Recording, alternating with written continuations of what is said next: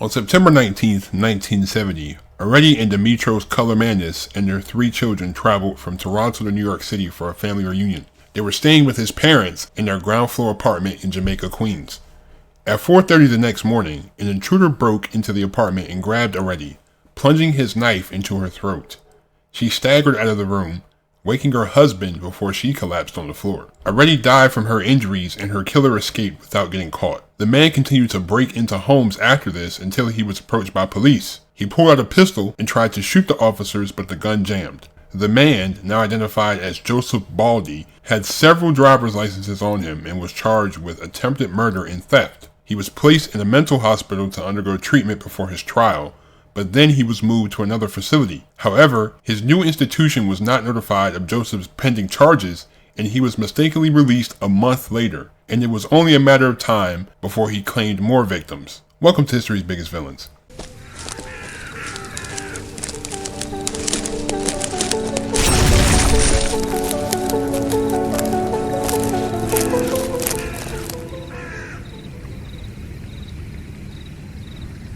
Rosario Baldi was born in Brooklyn on September 7, 1914. He married Josephine Esposito in June 1936. Rosario worked as a porter for the Board of Transportation in Queens. Their first child, Joseph, was born on January 16, 1941. He was followed by Mary in 1943 and Patricia in 1946. Not much else is known about his childhood, but it's clear that he dove into criminal activity as a preteen, burglarizing several homes. He also showed signs of mental illness around this time, being sent to Creedmoor State Hospital in Queens Village from April 1962 to January 1967, where he studied carpentry. On September 19, 1970, Joseph was roaming around the city looking for an apartment to rob. Greek Canadians Areti and Dimitros Kolomanis and their 3 children traveled from Toronto to New York for a family reunion, staying with Dimitros' parents in a ground floor apartment. After sneaking through a back alley and climbing through the window, Joseph crept into the apartment at around 4:30 a.m. Joseph stumbled upon Areti and grabbed her.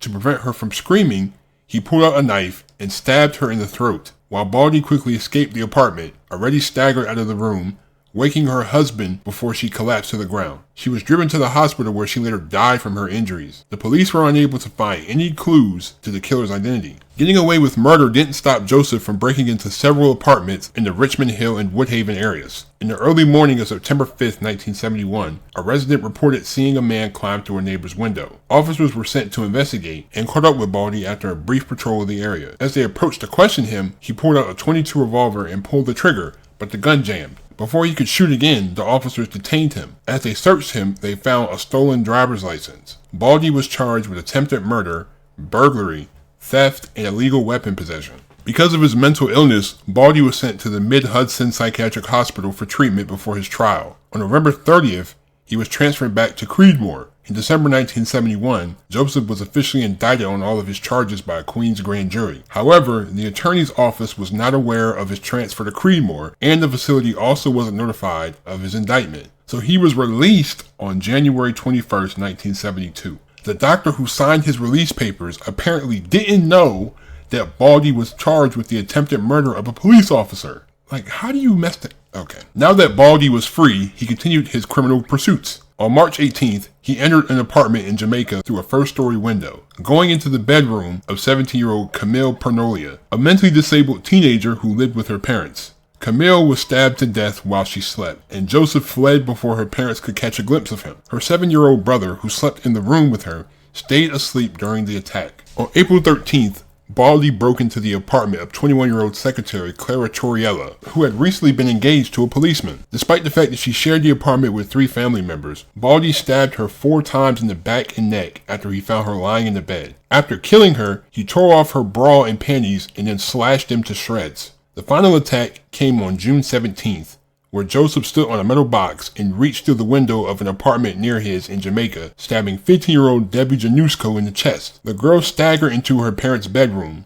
screaming that she had been stabbed, but before help could arrive, she died from her injuries. Police had a few partial fingerprints from the windowsills, but not much else, except the killer's calling card, a slashed bra. One had been found at every crime scene, whether it was the victim's or snatched from a clothesline. He has a brassiere fetish, an investigator told the press. 4 days after Debbie's murder, police had a suspect. On June 21st, two detectives spotted a lanky 6'3" man lurking throughout the neighborhood. He fit the description several girls had given them of a stranger who had been stalking them. Police arrested him and searched his home, finding 5 knives, a pistol, and a stack of porn magazines. Joseph later told the police that he might have hurt Januszko. Further inquiries uncovered that Baldi was also wanted for an attempted murder of a police officer. He was eventually charged with the other 3 murders, to which he made references to in some of his confessions. Baldi would be first brought to trial for the attempted murder of the police officer, to which he pleaded not guilty by reason of insanity. At the court hearings for the case, his attorney, Sidney Sparrow, argued that his client was a schizophrenic suffering from dissociative identity disorder and was thus not legally liable for his crimes. On the prosecution side, Dr. Daniel J. Schwartz, the director of the Kings County Hospital Psychiatric Unit, testified that after conducting an exam on the defendant, it was determined that he was aware of his actions when he attacked the officer. After an 8-day trial, Baldi was convicted of the attempted murder charge and sentenced to 25 years in prison, allowing prosecutors to move forward with the other murder charges. Before the upcoming trial, an agreement between Sparrow and the prosecutors was made that prohibited Baldi's reenactments of his murders to be used as evidence. During these, Joseph walked around opening imaginary doors and wiping blood off of imaginary knives in a trance-like state. Prosecutors then showed a 45-minute police tape to the court in which Baldi confessed to the 4 murders. However, New York Supreme Court Justice Thomas Agresta dismissed the charges in the Colormanis, Pernolia, and Torriello murders, citing that Baldi's attorney was only representing him in the Januszko case. The district attorney later attempted to overrule this decision, but the outcome of it was unknown. After the tape was played in court, Baldi later took the stand and declared that he didn't remember making any admissions. Sparrow and Dr. Harry Lebert, a psychiatrist from Creedmoor State Hospital, also took the stand to present evidence,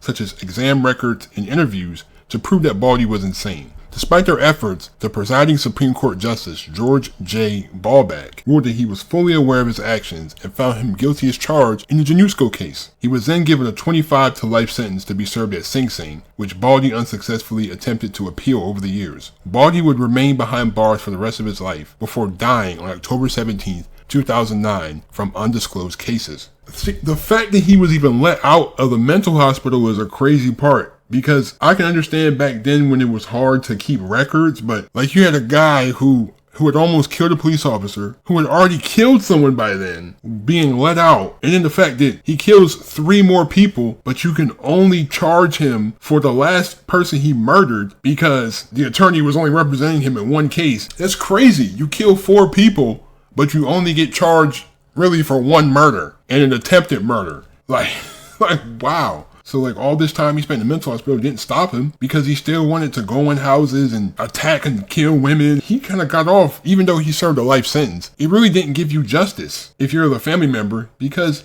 okay, he confessed to it, but he's not really serving time for that murder. It's just, oh, he did it, but he's not legally liable for it. It's only representing him in 1 case. I don't know, that's crazy. Thank you for watching. I really appreciate all the support you guys have been giving this channel. Leave a like, hit that subscribe button. We're almost at 650 subscribers. Oh, look at y'all. Turn on my post notifications if you haven't already. Thank you so much.